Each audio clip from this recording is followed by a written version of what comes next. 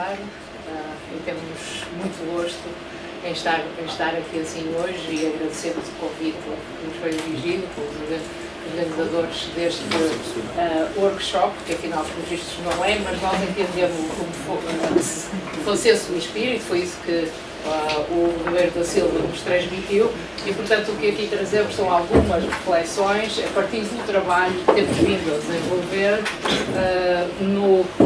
na descrição arquivística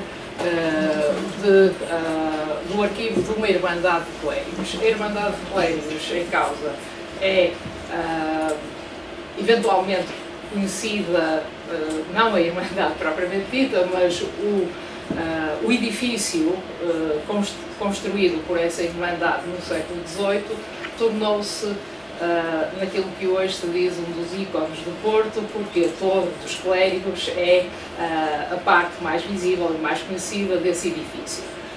A Irmandade dos Clérigos, e isto vem na sequência do que ouvimos agora aqui assim dizer sobre o clero paroquial, surge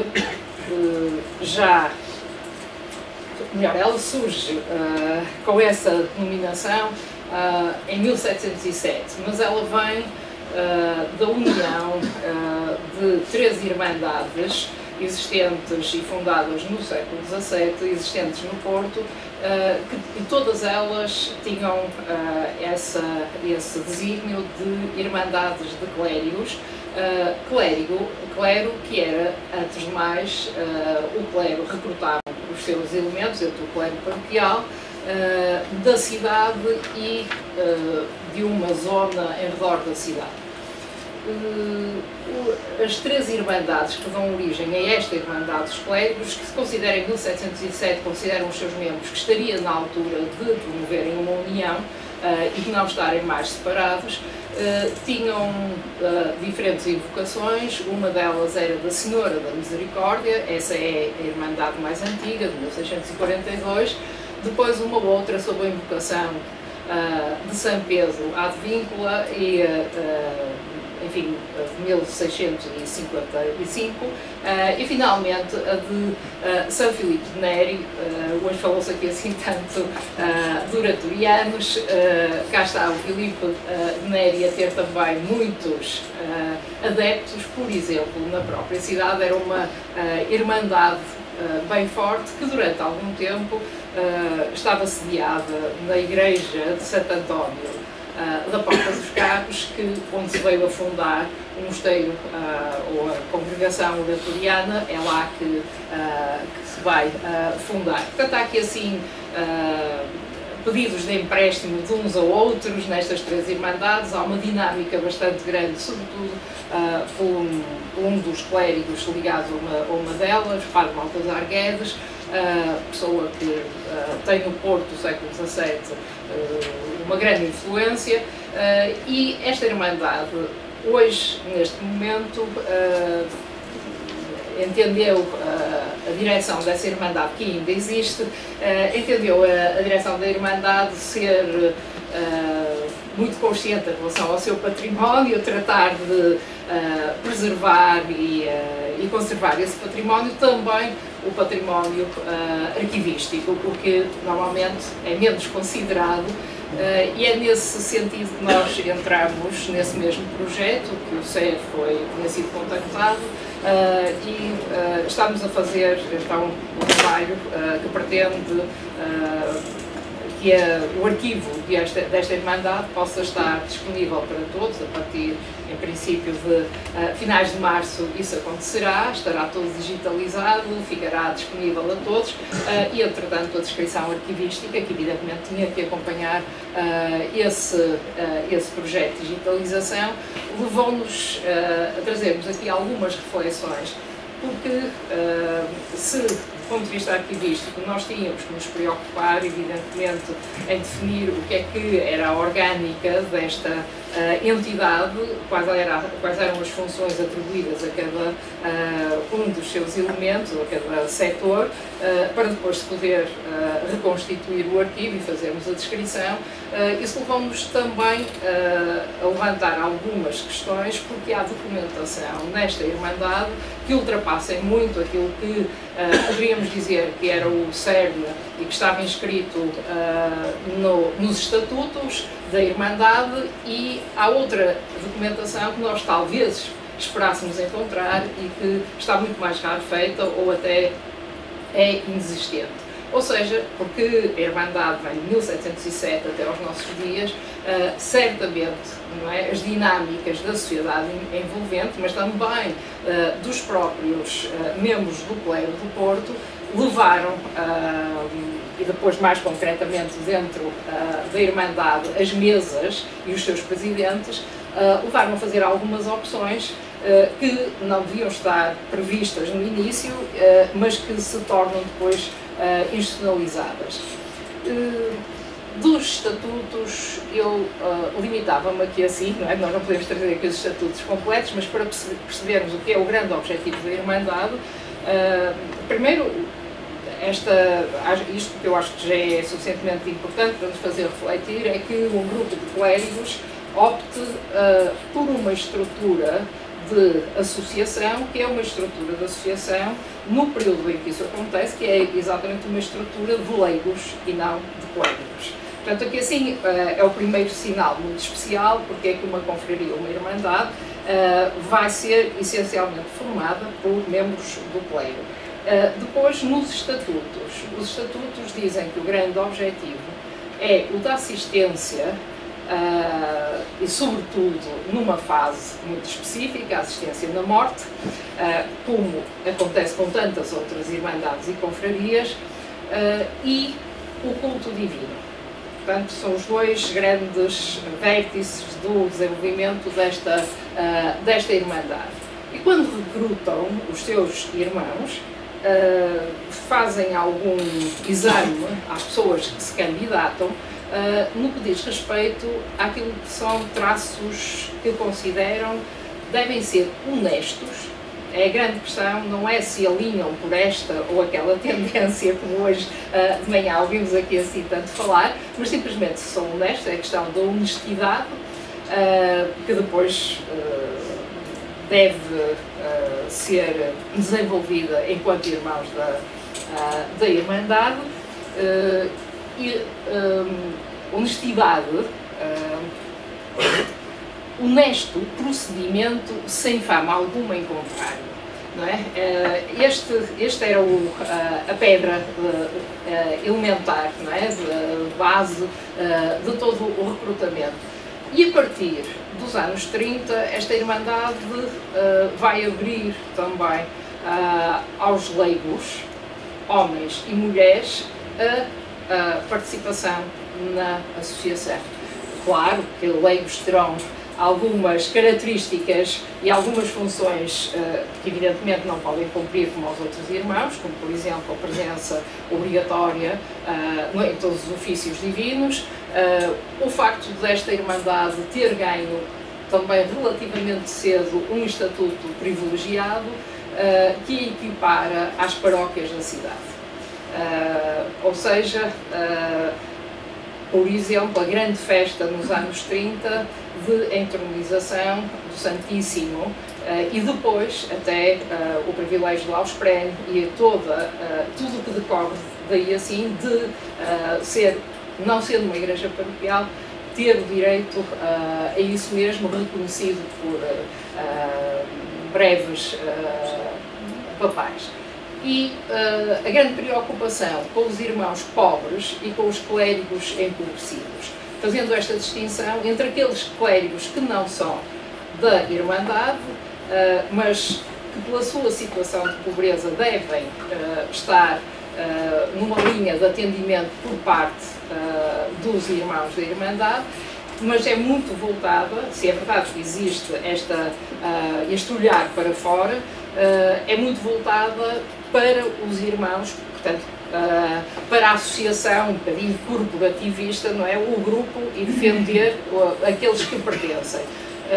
Com uma preocupação relativamente às questões de saúde que os vai fazer construir o hospital dentro do próprio edifício, não é? Adjacente à igreja, e zelar pela enfermaria, recrutando médicos, cirurgiões que estão ao serviço desta comunidade dos doentes, que são irmãos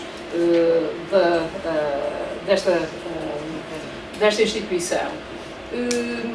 E isso acabará por desenvolver aquilo que depois está ali assim, não é?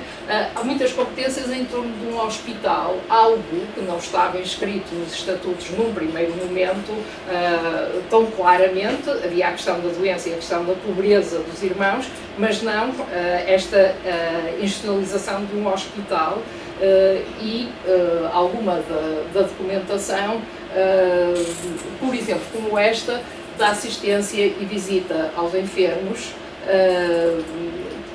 de uma estrutura extremamente organizada. Não sei se conseguem ver, porta nova disto aqui assim em relação a este documento, o número 45, e depois, se conseguirem perceber no documento, há aqui assim uma série de não sei, triângulos, estão a ver? Ou seja, eles desenvolveram um sistema de dividir a cidade por áreas, de os diferentes elementos reconhecerem em que área se situavam, de terem que dar nota e terem a preocupação de saber quem é que está doente para chamarem os irmãos para virem visitar os doentes. Já está toda uma estrutura que vai desde o secretário da Irmandade aos zeladores, divididos por esquadras, era essa a designação, e que fazem o levantamento de quem está doente. E depois, como era obrigação dos irmãos visitarem os doentes, eles tinham não só que ter essa boa intenção e fazê-lo do fundo do seu coração, mas tinham também que ser controlados pela própria Irmandade se cumpriam ou não. E estes pedacinhos de papel, estes triângulos que se subiam ou desciam, tornavam o sistema de presenças, não é? Tipo quase leitura digital ou da íris, não é? Que era feita na altura, mas de uma forma realmente espantosa, porque ainda hoje algumas destas folhinhas estão fechadas e outras não, portanto sabemos quem faltou, quem deixou de faltar, não é? Nesta mesma altura, não estávamos a contar em encontrar esta informação, nem esta engenharia, digamos, não é, por parte de quem estava encarregado deste trabalho, mas que nos fez perceber como há aqui assim uma ligação tão forte a um cotidiano por parte destes irmãos que afinal não se encontram só de vez em quando na sua igreja, também se encontram para os grandes ofícios muito solenes, com muita importância, mas realmente vão cumprindo aquilo que estava estabelecido nos seus estatutos. Pois. Em relação ao hospital, dada a importância do hospital, nós esperávamos encontrar estatutos próprios, tal como acontece com o Coro. No entanto, eles não existem. O regulamento do Coro, no fundo, está integrado nos estatutos gerais. No entanto, em 1786, o hospital já constituía uma parte tão importante do serviço prestado pela Irmandade que tinha fundos específicos cujo rendimento era designado para suportar a enfermaria. Mais alto. O Hospital dos Clérigos servia para assistência aos irmãos e aos clérigos pobres não irmãos, embora mais na perspectiva de apoio à morte. Na documentação verificamos que há muito pouca documentação para o hospital porque há poucos irmãos a ser assistidos, e são assistidos mesmo na perspectiva de sufrágio e de estarem acompanhados no momento da morte, que é o que acontece com a assistência da casa, com os zeladores, através daqueles esquemas. A enfermaria era fiscalizada pelo presidente, secretário e mordomos do hospital, no entanto, a nível interno era constituída por um enfermeiro mor, médicos e cirurgiões. A garantia de um enterro digno fazia parte das obrigações iniciais da Irmandade, tanto para os irmãos clérigos e seculares como para os clérigos não pertencentes à instituição, mas cuja situação de pobreza assim o exigisse. No entanto, quando pegamos nas fontes, verificamos que eles enterravam também familiares dos irmãos, anjinhos e, igualmente, pessoas seculares que pagavam e tinham esse sacrifício.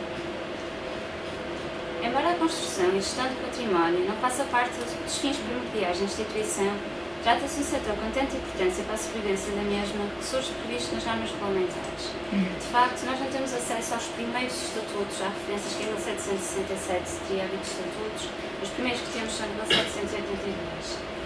E há um capítulo designado o Fundo dos Regulamentos, o Fundo desta Irmandade. A produção documental alinha-se com esta preocupação e, no cômputo geral do fundo do arquivo, a documentação relacionada com a administração de legados ocupa uma porcentagem considerável. Entre os legados de maior vulto destacam-se o José de Albuquerque, o Tiago Tinoco Vieira, o José de Lugar Camelo e Abreu e de António Rodrigues Souto. Em relação ao coro, o Coro da Irmandade dos Clérigos, instituído por legado de António Rodrigues Souto, foi aprovado pelo Real Decreto de 19 de abril de 1762 e retomado por concessão da Nunciatura em 1903. O coro, segundo o último regulamento em vigor antes da sua extinção, era constituído por 6 capelães e 8 auxiliares, entre os quais se encontravam as seguintes dignidades, que eram responsáveis pela fiscalização e bom funcionamento do mesmo: o capelão-mor, o capelão-cantor, o mestre de cerimónias e o apontador do coro. Entre estas dignidades, do ponto de vista documental, destacam-se o mestre de cerimónias e o apontador do coro. O mestre de cerimónias tinha a obrigação de construir uma biblioteca adequada às necessidades do culto, praticada na Irmandade e provar a população de ricos livros emissários. O reverendo apontador do coro, por seu lado, tinha a importante função de fiscalização da assiduidade e falta dos capelães no desempenho das suas funções. Em 1940, devido à falta de fundos e à escassez de irmãos clérigos residentes na cidade, o coro da Irmandade dos Clérigos foi extinto, terminando assim as séries documentais relacionadas com este setor da instituição. As principais penalidades ante a instituição passavam pelo pagamento de multas e, caso isto não se verificasse, pela expulsão. Após os irmãos serem riscados, poderiam voltar a ser readmitidos, apenas mediante pagamento dos valores em dívida e de uma multa pecuniária acrescida. No caso dos capelães, as multas previstas eram bastante específicas, existindo anexo aos estatutos uma tabela com as várias penalidades aplicáveis, nomeadamente devido à falta a missas, ofícios de palmas dos irmãos, enterros e assistência aos enfermos.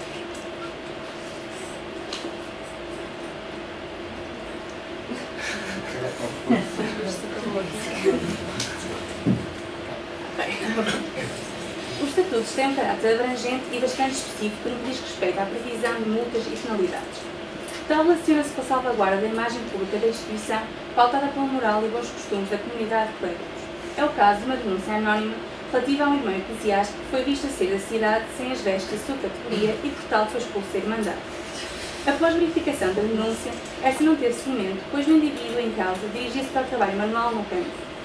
Para além do comportamento imoral, a insubordinação era igualmente castigada, como é o caso de um reverendo apontador do foro, Manuel Moreira da Cunha, que após ter sido expulso do cargo de viciar os livros da apontadoria, se recusou a acatar a decisão da mesa e levou o assunto para os tribunais da Cidade. Lá está o comunicado. Como seria de prever, a Irmandade inseria-se em um ambiente social, eclesiástico e administrativo, o qual ocasionalmente provocava conflitos. Por exemplo, apresentamos um conflito de jurisdição entre a Câmara Municipal do Porto, devido ao espaço envolvente do edifício da Irmandade, como é o caso da autorização da venda de doces nas escadas do edifício. Tradicionalmente, a Irmandade dos Clérigos permitia a venda de doces neste espaço. De facto, eram feitos requerimentos anuais a pedir para ocupar esse lugar, como é o caso deste requerimento do chefe da 6ª Esquadra da Polícia, que queria complementar o seu rendimento pessoal. Todavia, a Câmara Municipal do Porto entendia que este espaço estava sob a sua alçada e a autorização devia proibir a sua administração. Trata-se assim de uma questão de propriedade privada versus posturas municipais, o que levou a um estado contencioso entre a Irmandade e a Municipalidade. Nesta esfera de relações com o exterior, verificaram-se igualmente conflitos e resistências ao cumprimento da legislação central que exigia a prestação de contas e a apresentação de orçamentos anuais da Irmandade ao Governo Civil do Porto. De facto, apenas no final do século XIX, cerca de 1890, começam a cumprir este princípio. Nós só trouxemos aqui umas pinceladas relativamente a alguns dos aspectos, porque era impossível para uma documentação que é riquíssima também quantitativamente, não é só o teor, que se encontra praticamente intacta. Não está tanto quanto gostaríamos, estamos agora a detectar, mas está bastante intacta. Quer dizer que houve muito cuidado por parte da Irmandade em ir preservando a documentação, e trouxemos aqui assim exatamente para tentar fazer este exercício, perceber de que modo é que a partir de um trabalho que é a descrição arquivística e a partir de um arquivo nós podemos ir nos reencontrando com aquilo que seria expectável, mas também com aquilo que não está inscrito nas regras, nos estatutos, mas que fez parte da vida desta instituição. E, por exemplo, a documentação que não é, enfim, que normalmente depois aparecerá sempre como documentação privada, que não decorre de nenhuma das secções, nenhuma das competências, nenhuma das funções, é uma documentação muito considerável, muito interessante, por causa da questão dos legados. Porque esta Irmandade, a partir de certa altura, tem claramente essa vontade de ter um lugar dentro da cidade e um lugar de relevo. E a construção da igreja é já esse sinal, consegue contestar uma série de forças contrárias, consegue ultrapassar os obstáculos, não se torna dependente de ninguém, de nenhuma instituição, em relação ao ordinário. Tem sempre o cuidado de o convidar para ser presidente da Irmandade e com isto cria ali assim uma paz muito considerável. Não terá o mesmo problema das Mónicas, de certeza, não é? Porque há aqui assim uma relação, sendo o bispo o primeiro da Irmandade, já está assegurada essa paz. Mas já há um certo ar de empreendimento e de nós ainda percebemos pouco, porque isto é só descrição arquivística, ainda não está explorada e interpretada a documentação, mas há aqui assim uma transformação num empreendimento, e num empreendimento que tem ideias muito concretas em relação àquilo que são os legados e à forma como deve administrar os legados e como deve chamar assim os legados.